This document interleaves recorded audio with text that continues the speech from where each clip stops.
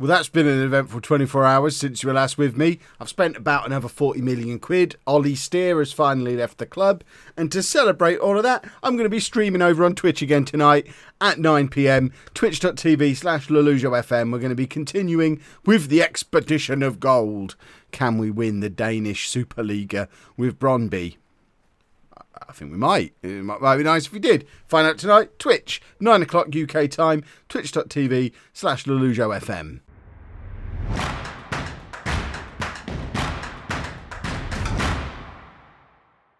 Hello and welcome to part 136 of It's Coming Home. I'm Kevin. Coming up on today's episode, we have a Premier League game away against West Ham and an FA Cup game against West Brom. The FA Cup just starting to edge towards that point where it starts getting interesting again into the fifth round against West Brom. West Brom, I think, are in the Championship, 10th in the Championship. So we should be able to make our way past West Brom and start getting into the business end of the FA Cup, which it's another option as a route into Europe. Since you were last with me, you can see there's some goal scorers you don't recognise. And we've been on a nice little unbeaten run again since being thumped by Man City. There is just as many draws as defeats. We are struggling for goals, and that's what these two new signings are. So I'm going to introduce you to them now. If we have a look at the transfers page, you can see that we have brought in an attacking midfielder from Barcelona, Artem Chernyshov. This guy, I wasn't planning on getting an attacking midfielder. I did talk about it briefly in the last episode, and we have got Kyle Taylor as a backup to Manu. And I did talk about maybe bringing another one equivalent sort of level to Manu in and loaning Taylor out. That was more of a plan for the summer, but then Manu got injured, and he's pretty much been injured since the end of the last episode. So it coincided with this guy being put on the transfer list at Barcelona. Don't be offended that he's got Mick Powell's number. Someone had to have it. I'm not retiring a number. I'd forget. But he'd just been put on the transfer list at Barcelona, where he'd been for the last 4 years after his move from Shakhtar Donetsk. He never really established himself at Barcelona, but then he's a player who we could sign. Obviously, he's not going to establish himself at Barcelona, but he's just as good at playing as an attacking midfielder as Manu is, has potential to improve. We signed him for 23 million. He's come in immediately worth 35 million. So, to me, that's a good piece of business, although he has struggled since arriving. He's not exactly been a sensation, has he?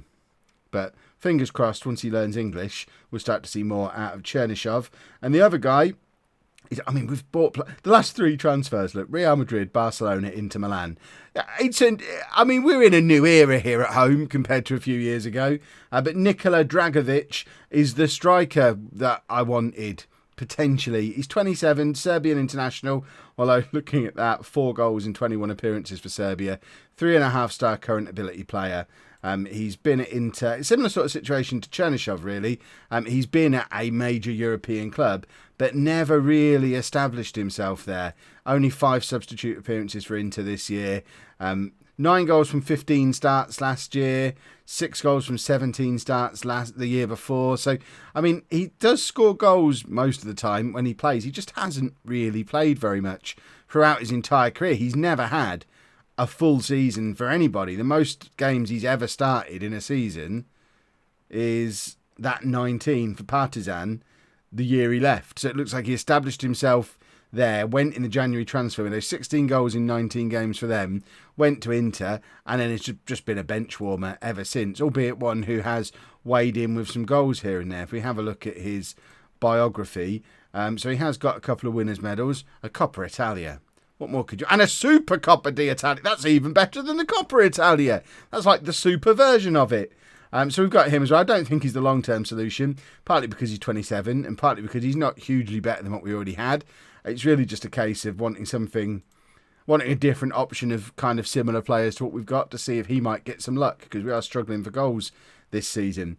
In response to all of that, we have spent £178 million this year now, although 103 million has come back in the other way. So we had a budget of 78 million in the summer, and net spending wise, we've actually not spent it yet. So I class that as a good set of business. We've cleared out a lot of the fringe players again, though.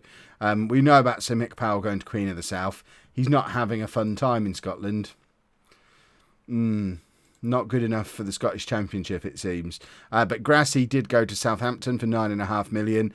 Horvat went to Preston for £4.7 million. Svej has gone out on loan again.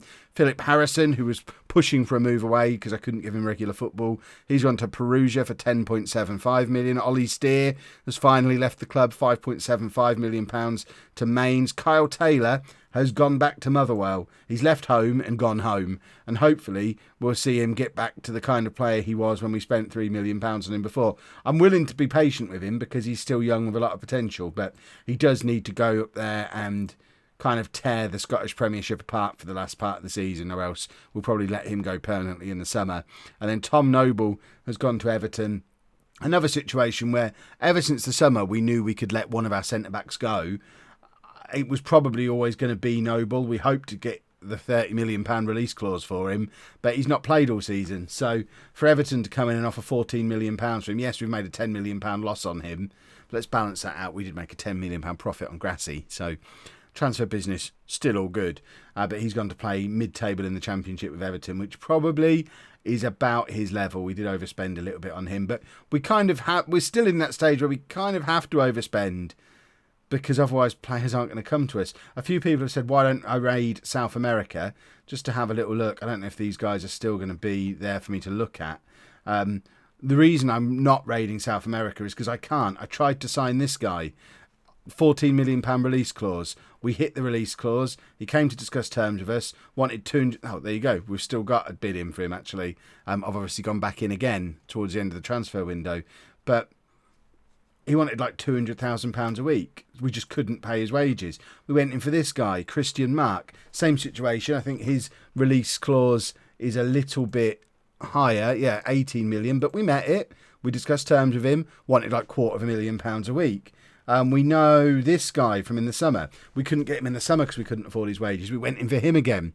Release clause accepted again. Wanted £200,000 a week to come to us. Instead has gone to China for £125,000 a week. We offered him that and he just outright said no. Not acceptable. Not enough money. And now he's got a £74 million release clause. So I think we are still with the real good wonder kids, the players who are really going to take us to the next level, the Brazilian and Argentinian superstars. We're not quite at that stage where we can get them yet because they see coming to us as a bit of a risk and want so much money for doing it that we can't afford to bring them in, which we'll keep working on it. We'll keep trying, but expect to see those names come up every now and again as I either try and continue to sign them or they go to Man United or someone like that and we end up ruining not being able to get them. We have got a player coming in the summer as well, Sebastian Candemil. This is the first player we're bringing in without a work permit. I'm kind of gambling on him getting one. He's on loan at Lazio at the moment. He probably played against us in the games that never happened.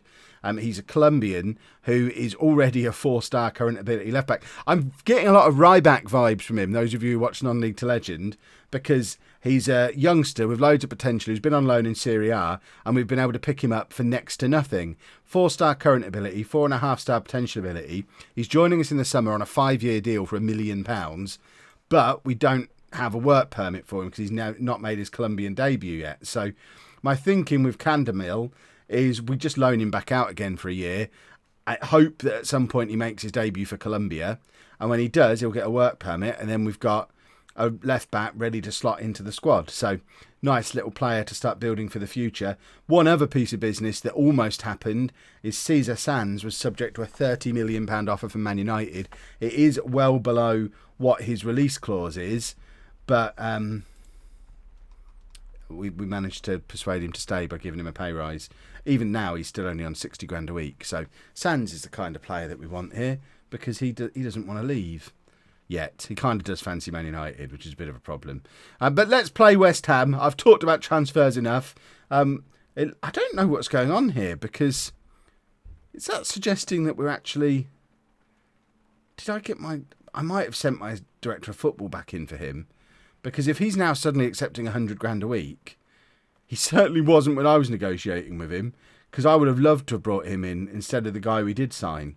The striker was kind of a panic buy when we couldn't get anyone else, bringing in Dragovic. He might end up being a superstar, but I was frustrated and just bought a striker, mainly so I could sell Ollie Steer. But this is the team to take on West Ham. We've got Saidi in goal. A back four of Sands, Van der Horst, Lee and Vicenzi. Herrera at right back at defensive midfield. Curti and Bishop ahead of him. A not really fit Manu returning to the side, really to give Chernyshov a little bit of a minute out of the limelight. We've got an international break coming up. Chernyshov has played every game since he signed. Struggled to make an impact. So let's get Manu back in. Chernyshov's going to have to come in for him during the match anyway because he's not fully fit. But it just takes a little bit of pressure off Chernyshov, hopefully, is the plan. And then Kano and Dragovic up front. If you did see on the schedule before, in that last game in the FA Cup, we did start to get a performance out of these two, both Chernyshov and Dragovic scoring in that game. So let's get into the West Ham match. The other thing that I'm noticing on this little run of form that we've been on, you'll notice there has been a lot of 0-0s. We are seemingly getting better at the back. I don't want to tempt fate. I don't want to tempt the game into punishing me for speaking on this topic. But Saidi is starting to look like a proper good goalkeeper.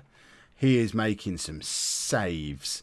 So, fingers crossed, he's starting to live up to some of the £53 million hype that we had on him when we smashed our transfer record to bring him in as a wonder kid keeper. He's never looked out of place in our team. He straight away he looks good enough to play for us, but he is slowly but surely developing into a very, very good goalkeeper. Long may it continue, and I think that will go a long way towards papering over some of the cracks that we might have in our defence if we have a really, really top quality goalkeeper. And I think we've got somebody who's turning into, and he's doing a bit of a Mick Powell. Vicenzi has just crossed from that right-hand side. I thought Kano nodded that in, but it looks like it's been given to Vicenzi for his first ever goal for the club.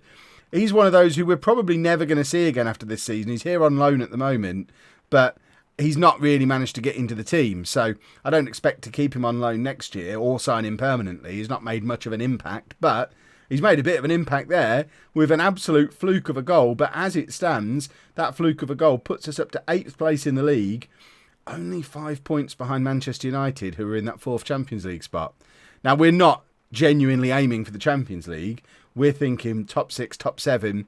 Let's get into the Europa League through the league. And then if we do have an FA Cup run and do it that way too, then that's great. But we're in the mix. In that we talked in either the last episode or the one before about little groups in the league where we had a group of 6 or 7 at the top and we weren't really quite part of that. The league has changed shape since then. We've got that group of 3 at the top, Liverpool, Chelsea, Man City, who appear to be on one level. And then behind them, there's a group that goes from Man United all the way down to Arsenal.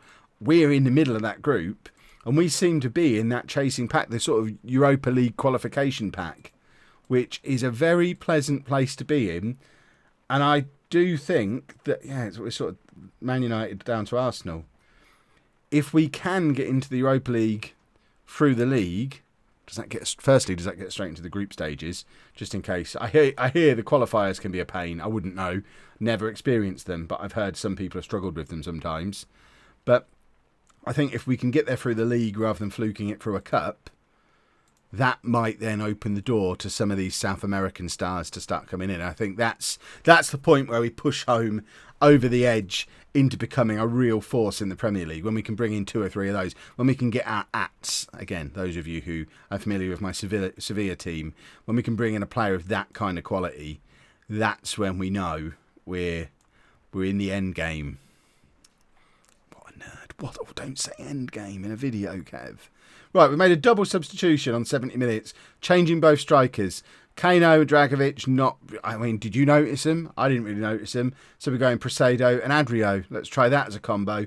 We're supposed to be taking Manu off as well, aren't we? We'll take him all the way to the 75th minute, because that's what apparently he could do. And now we'll get Chernyshov on to play in that position. We probably, if I'd have remembered that before I changed the strikers, I probably wouldn't have changed both the strikers, because I've saved a substitution for maybe elsewhere on the pitch. I've kind of forced my own hand there a little bit, but Sands plays it forward to Manu, slots it through to Adrio, and it's 2-0. 5th goal of the season now for Adrio. He'd got his 5th goal by August last year, but he is slowly starting to wake up a little bit. I think he's heard all this talk of me trying to bring in a new striker, but that is exactly what we've been missing with Manu not in the team.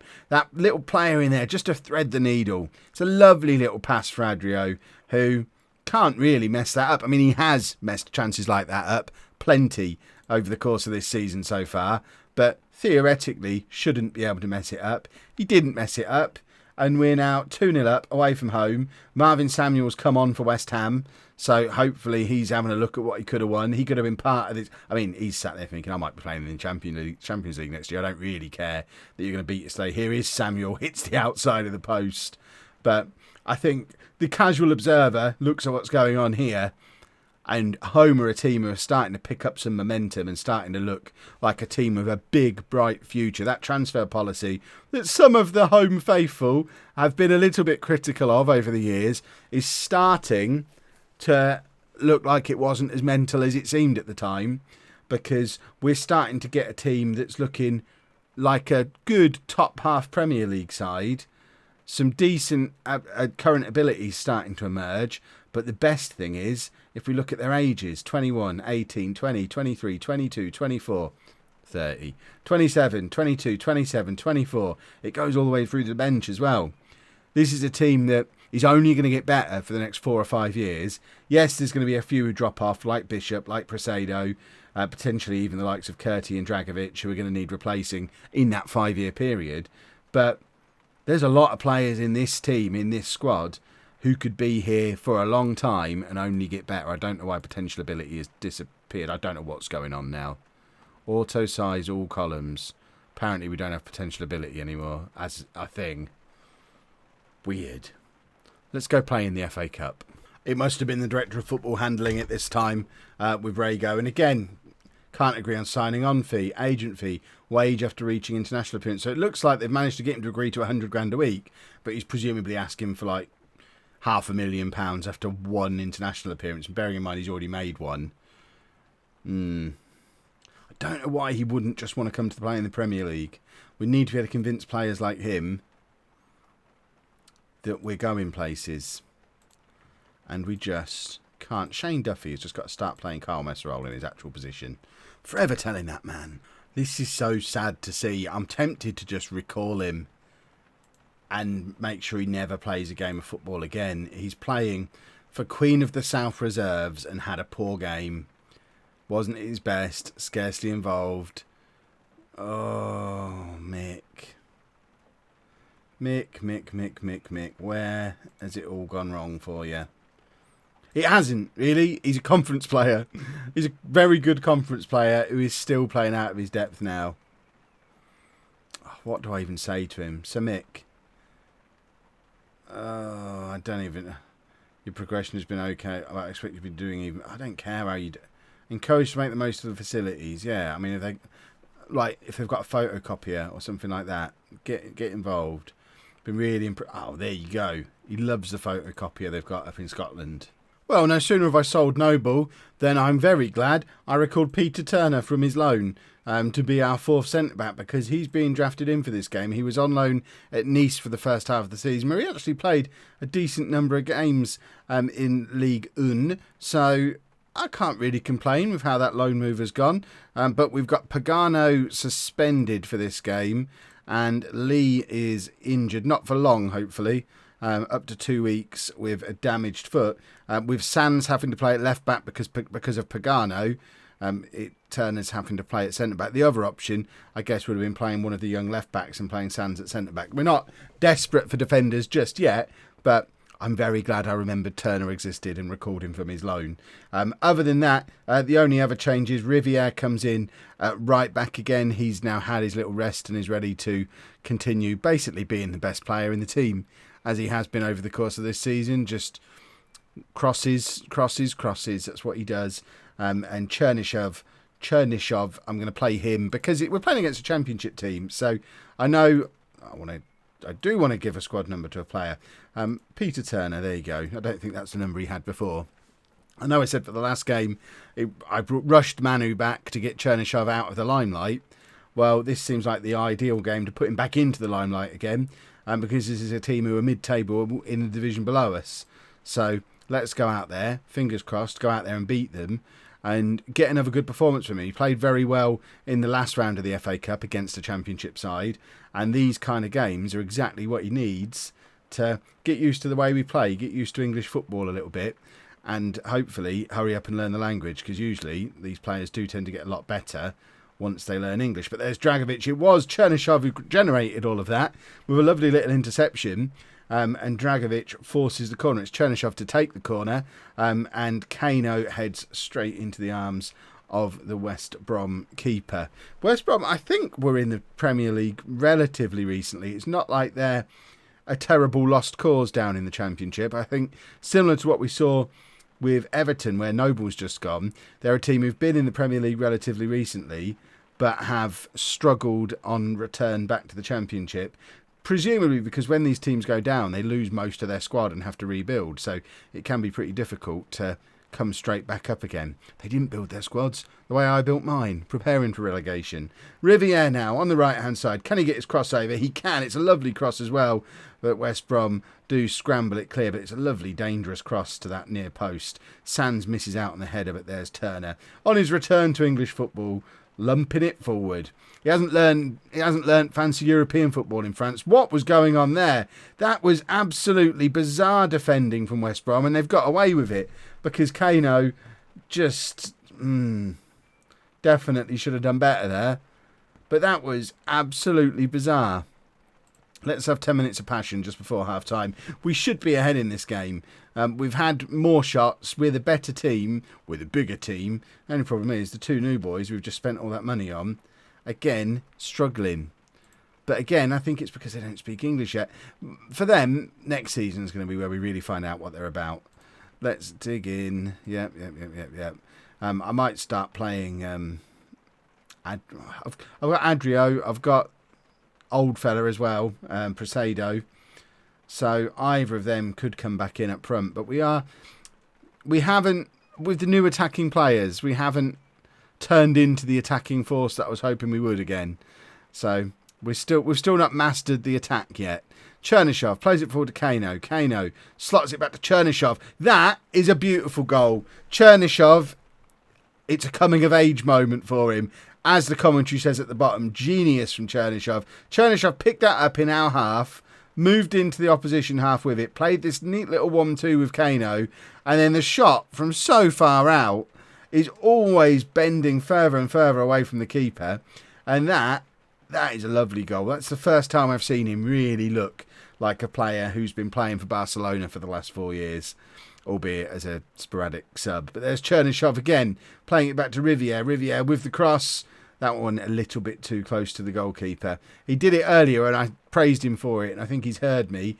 And the difference between the two is that the first one was, although it was still close to the keeper, it was kind of hit its apex at that near post, whereas that one was only at headable height when it was right on top of the goalkeeper. So hit a little bit long. I don't mind him close to the keeper, as long as we can tuck them in before they reach him. But there's a ball over the top there that we haven't dealt with properly. Saidi, I talked about how he's starting to look like a proper goalkeeper, and that was a lovely save from him, keeping us ahead in this game. Curti has picked up a foot injury now.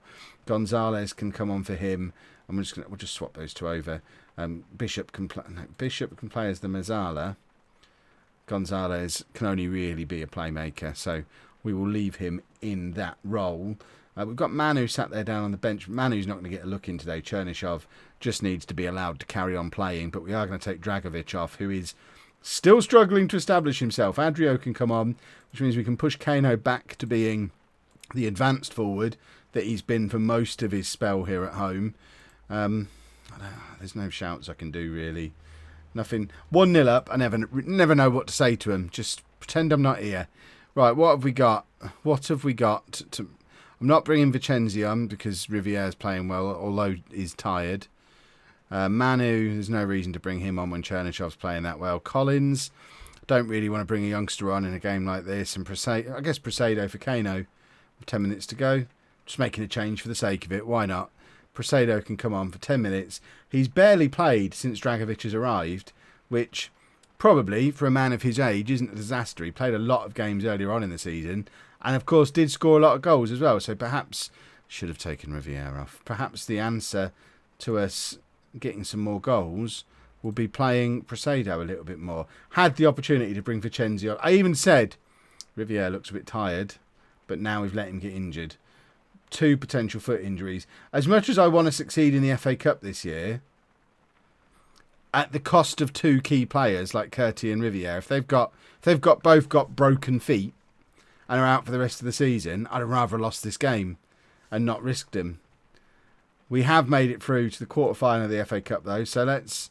In fact, can I not change my mind afterwards? I wanted to do that. We got away with it a little bit because we kind of did.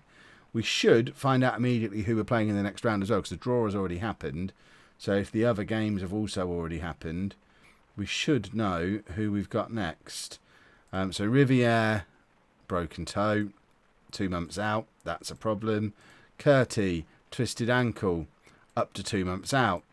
See, I'd have rather have lost and kept them both fit. Sands is now injured as well, and all of a sudden, we don't have any defenders anymore. Can we bring Tom Noble back? Do we find out who we've got in the next round? FA Cup, 6th round or quarter-final. So we're going to be playing either West Ham or Chelsea. I just don't know when, but that'll be what we come back for in tomorrow's video, wherever that may be, somewhere in here. FA Cup quarter-final time. If you've enjoyed that, please make sure you leave a nice big thumbs up on there for me. Subscribe to the channel for daily Football Manager videos. And thank you very much for watching.